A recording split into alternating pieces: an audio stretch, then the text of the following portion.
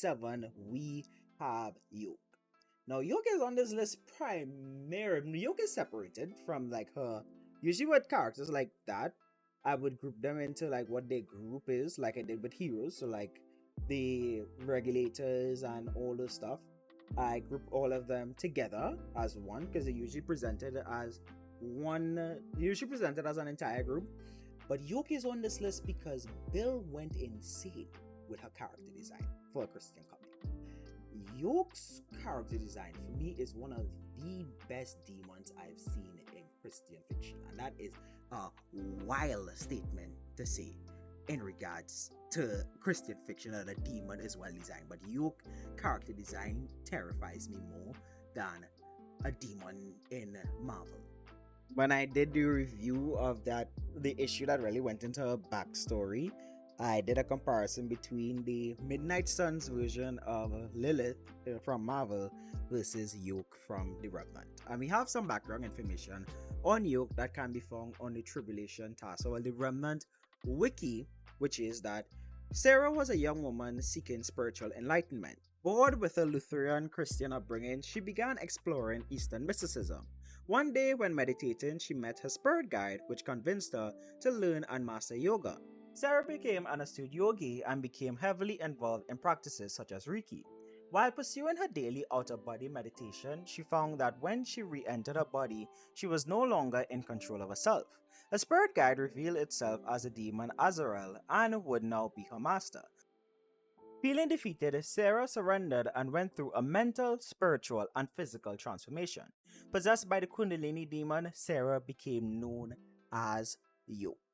Now, I think you could get the issue with the Yoke.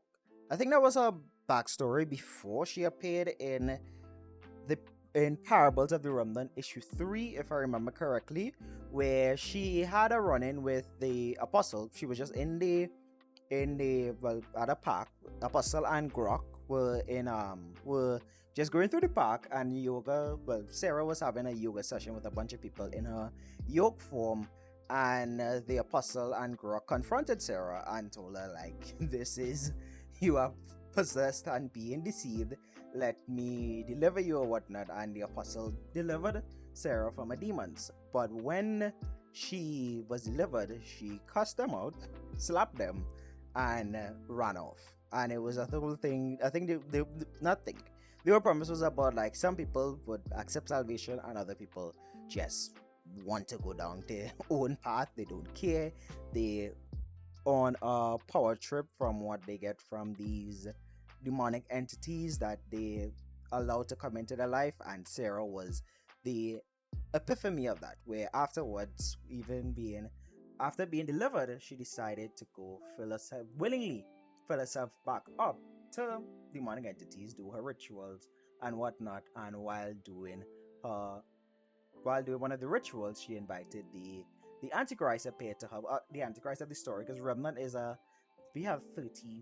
Remnant has 30 issues, and we've done 30 issues of reviews for the Remnant. But in a nutshell, the Remnant is a story about the premature rise of the Antichrist, who is trying to enact the tribulation period before his appointed time, and a group of heroes taking the mantle of the Remnant to put a stop to his plans. And continuing, Yoke and Sara at the time invited the Antichrist to converse with her. It came through, that's one of the cool things with the Remnant, is that with all the like pagan religions and all those things, they use the same kind of demonic entities that appear to them. So Apollyon would appear to them while they are calling out to their false gods or whatnot, and it appeared to them in the form of it appeared to her and told her that yes, I could give you even more power. Actually, the demons that the apostle casted out of Yoke reported to the apostle saying that we got cast out of the woman again. And the apostle was like, all right, I fed up with this. I fed up with it always getting her and casting you guys out. Let me go and talk to her. Let's see if we can get her to go to the next level. And she professed to him that she was ready. She fed up of her power being taken away, and she wants to go to the next level. And the next level is what the Remnant's version of the Remnant's fictional version of the Mark of the Beast. At least that is what I prescribe it to be. I have to ask Bill about that. Bill, if you're watching this, do clarify for us in the comments. I believe I ask him.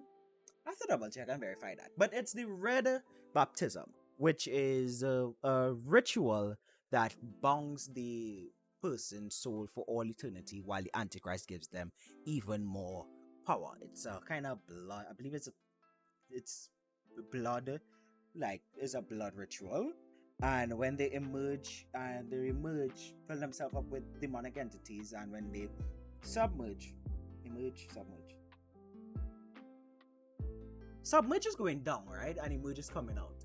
So when they submerge into the pool of blood, good lord, my brain had a lapse moment. When they submerge into the pool of blood, they're filled up with demonic entities and all that. And when they emerge, which is coming out of the blood pool, they return, well, quote unquote, reborn with the new power, and they take the new name and mantle. So, not Jezebel. There is a character named Jezebel who went through the same process. After her son was killed by a Mexican cartel, she cried out to whatever gods, and the Antichrist appeared before her, say, I will give you more power, I will give you power, and all this, all you have to do is just accept it and come into me and stuff. And Jezebel took the offer.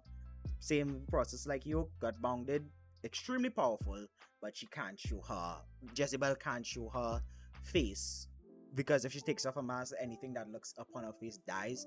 So she always has a mask on. And well, YOKE, Sara, same kind of thing. She bounded herself and she turned into this alien looking kind of thing with all these snakes and chakra and all that. It's a really as much as it's very demonic, it's one of the coolest demonic designs I've seen within the Christian fiction that we have covered. So that is YOKE, the young woman seeking spiritual enlightenment, bored of a Christian upbringing, that decided to go and dabble in witchcraft and mysticism, and in turn lost her soul. It's a sad story, but unfortunately it's a story you hear a lot from a lot of people. Gladly, like now, like in our current day and time, people could still, get asked for forgiveness, repentance. There's still consequences to the things they were dabbling in, but at least there's still the chance of a redemption and salvation. But within the Remnant universe, like, the Antichrist is on the earth doing stuff, and a lot of them who bound themselves to him lost their soul. That is also a really cool thing where really cool storyline where one of the sons of the heroes, I think I covered it in the last podcast. Check out Blue Flame issue 0, the son of two of the Christian superheroes. It was a really cool take on train up a child in the way that they should go, so that when they grow old, they don't depart from what you taught them. Is a proverb, I can't remember the exact verse, but he decided to join the Antichrist because he wanted fame and fortune, and in turn he got that. The Remnant issue 4, that's the issue you have to check out, where they fought the Remnant fought against YOKE and the Watchers and Apollyon over the soul of Blue Flame, meaning that they fought to keep Apollyon back from taking Pink Spades and Flame Shot Son, Blue Flame, from going and doing the same blood ritual that will bound his soul forever. But yeah, that's YOKE.